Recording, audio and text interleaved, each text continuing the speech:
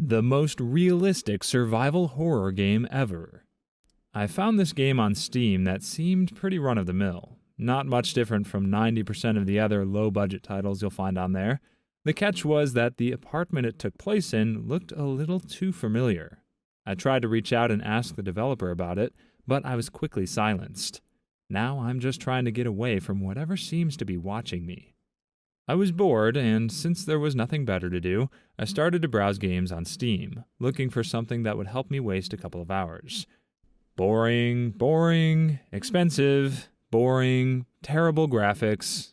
But then, it was titled Where I Sleep, and labeled with tags I expected to see.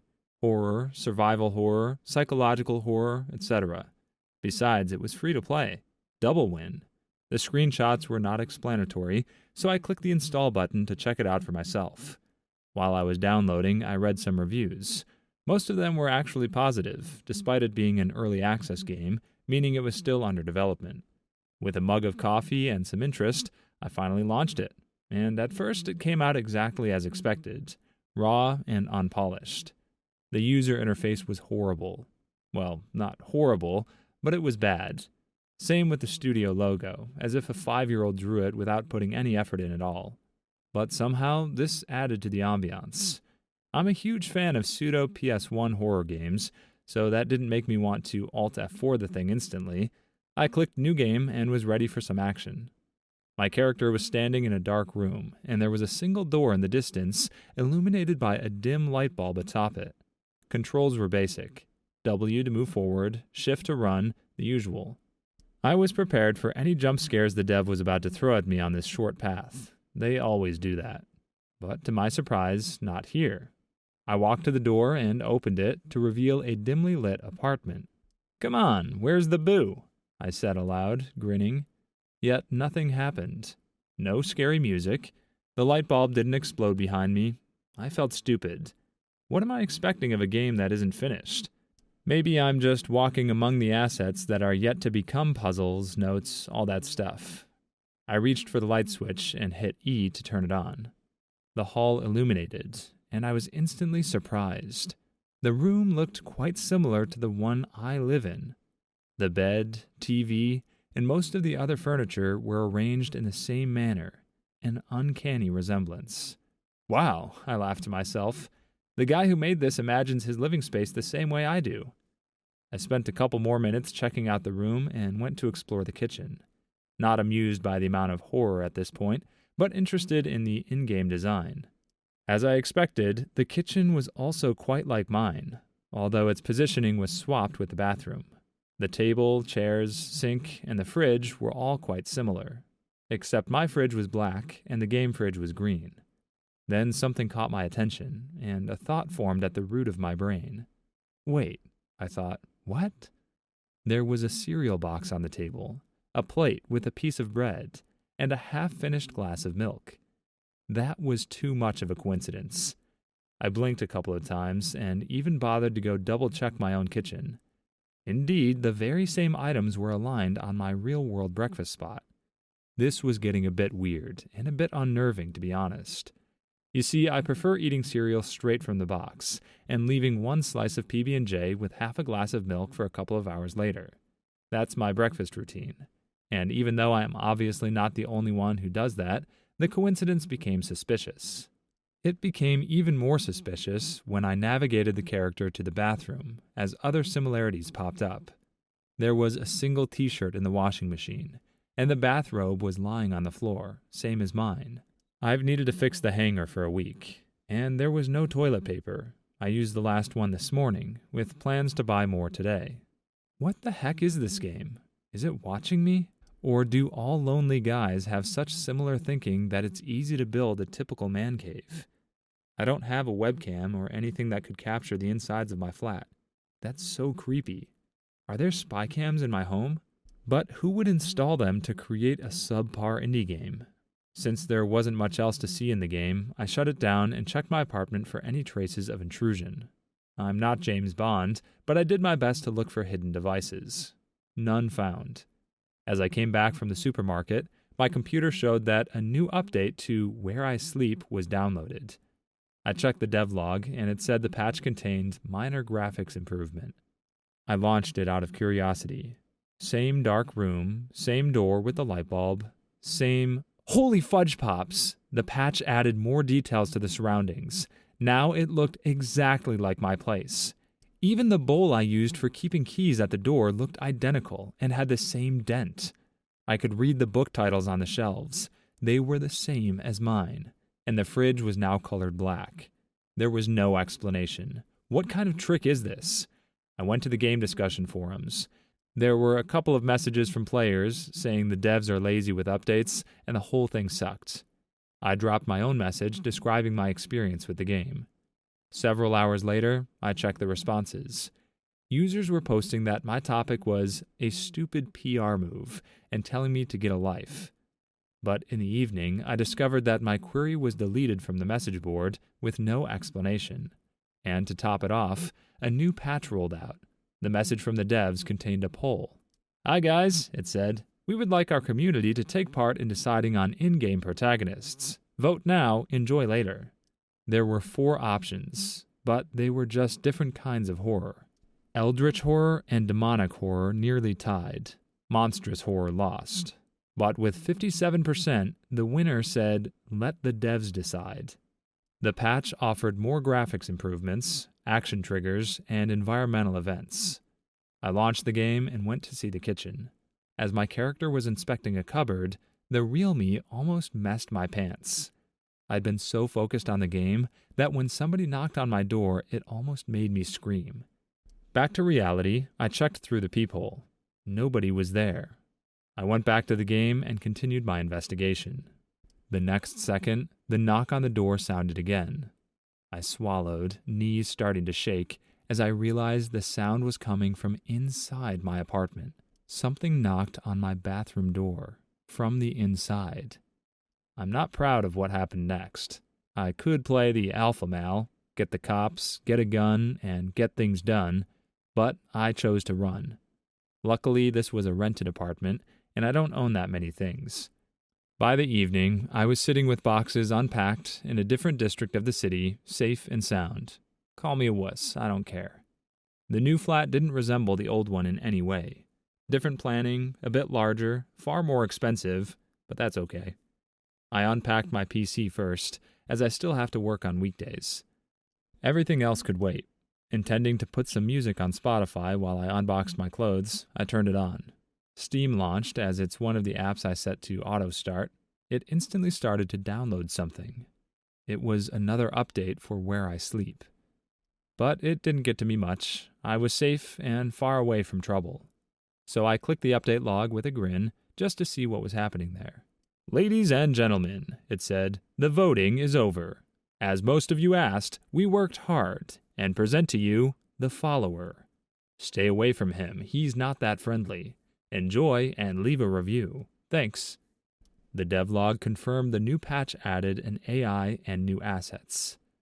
There was also a sketch of some character, but it was so poorly drawn I couldn't tell for sure if that was the shape of his head or a hat, and how many fingers did he have? A silhouette stood in clouds of smoke, or darkness, or fire? I don't know what they tried to represent there.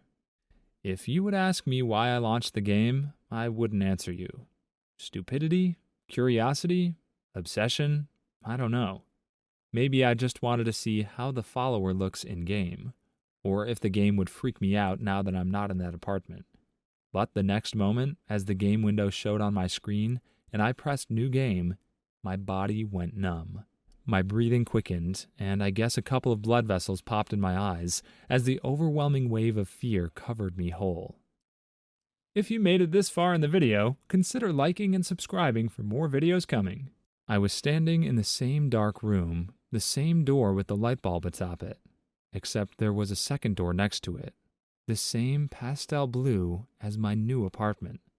I don't know what to do. I don't know what to think. I've been sitting here all night, afraid to move or make any actions, and the constant knocking on the bathroom door keeps me awake. Somebody help, please. First of all, it needs to be addressed that this original poster thinks it's obvious that he's not the only one who leaves warm milk out for hours before drinking it. I would like this OP to revisit his relationship with the word obvious. Furthermore, as one commenter pointed out, life itself is a survival horror game. If you're leaving milk out and browsing Steam with no TP in the house, it's time to consider that you might be better off playing with a walkthrough. Another important note on this story is the Steam comments. Players accuse the devs of being lazy with updates. Anyone who plays a fair number of indie games on Steam knows how common this is. But that's because devs like to announce amazing new maps and then disappear into the ether for years at a time. These devs released 3 updates within 24 hours. If only more game developers would embrace this definition of laziness. I guess it's unfortunate that OP has a demon in his bathroom. It's probably stepping all over his bathrobe as we speak, which is only mildly less hygienic than OP's original bathroom maintenance. But with no toilet paper, did he really need that bathroom anyway? Let the demon have it. He's happy in there, and with half the Western world complaining about the current housing market, this isn't the worst time to take on a roommate. Speaking of which, I think my roommate is a vampire. That sounds idiotic, right? Everyone knows vampires aren't real. But hear me out. It started about a year ago, when my old roommate decided to move in with his girlfriend without any warning. His name was on the lease too, and I could have just forfeited my half of the deposit and found a cheaper place, but that's hard to do on short notice, especially mid-semester. So I put out ads everywhere I could think of online and around campus for a new roommate, not really expecting much. To my initial delight, I got a nibble within a week. She was a quiet grad student who'd had some sort of falling out with her own roommate and needed a place to land. Perfect, or so I thought. She moved in and covered her half of the expenses when bills came due at the start of the next month. It looked like I managed to dodge a bullet. Maybe in my relief at not being evicted, I ignored a few signs I should have picked up on. You see, I almost never saw my roommate. She stayed locked up in her room most days when I was home, though I occasionally bumped into her watching something on our shared TV late at night. Her explanations were reasonable. Night shift work as a medical intern, sleep schedules, etc. All that seemed legit. She was really weird about mirrors, though. She doesn't have a single one in her room, which is odd for a girl. Nor does she ever keep any food in the fridge. She doesn't have any cookware. She never has friends over. I could write off all of these things somehow if it weren't for the dreams. You see, I keep having this recurring dream about once or twice a month. I wake up with her perched on the corner of my bed. In these dreams, the room is utterly black. I sleep with blackout curtains drawn because of an obnoxiously bright street lamp outside my window. But somehow, I know she's there. I never say anything to her. She just slithers under the covers with me, and her body is cold.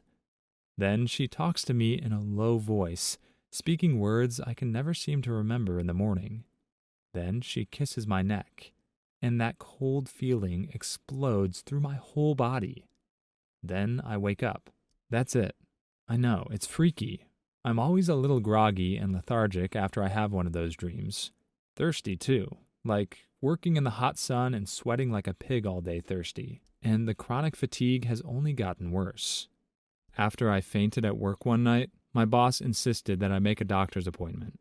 They found I was anemic. My family has no history of anemia. None. The doctors can't explain it. They just put me on a regimen of iron supplements and called it good.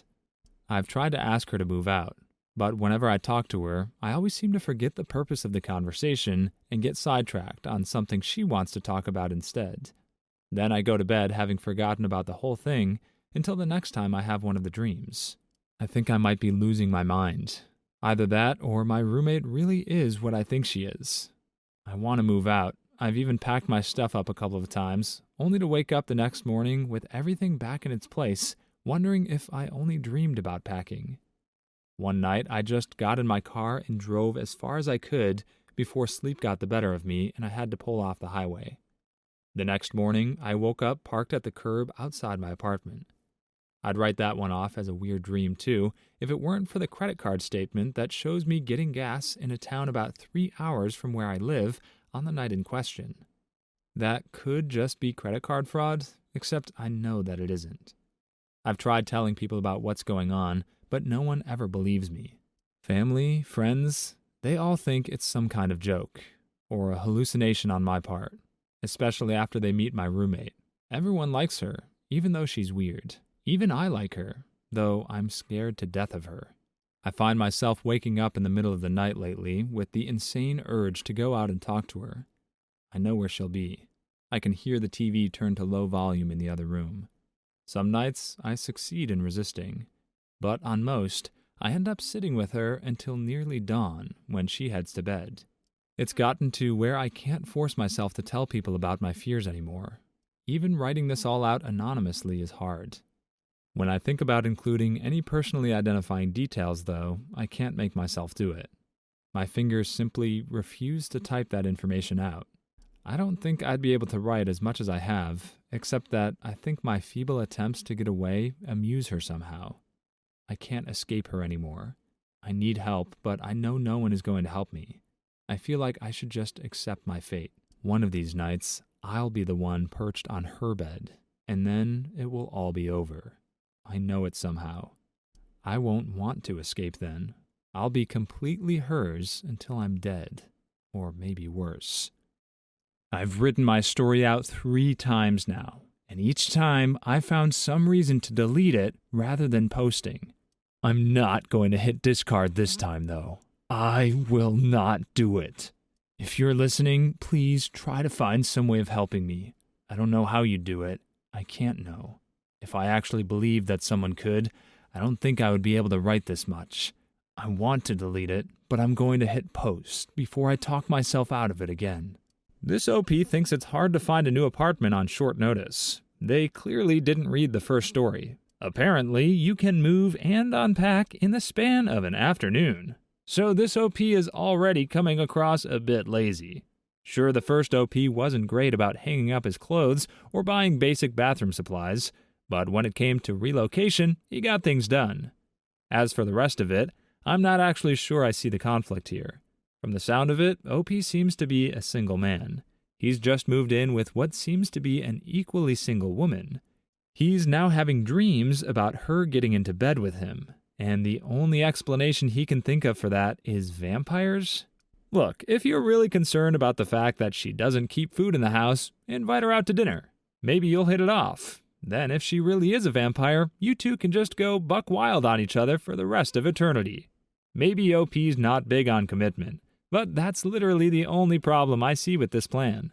Every other aspect is solid. Sunlight's overrated. And he says in the comments that she can be around garlic just fine, so he's not even giving that up. What do you think? Should OP try to shack up with his vampire roomie? Is she even a vampire, or is OP just going to wind up staking some poor grad student through the heart because she didn't have enough esteem to keep a mirror in her room? Give us your own thoughts on these 2 potential love bats in the comments below. Please leave your stories in the comments. I'd love to make a video of them in the future. Also, don't forget to like and subscribe.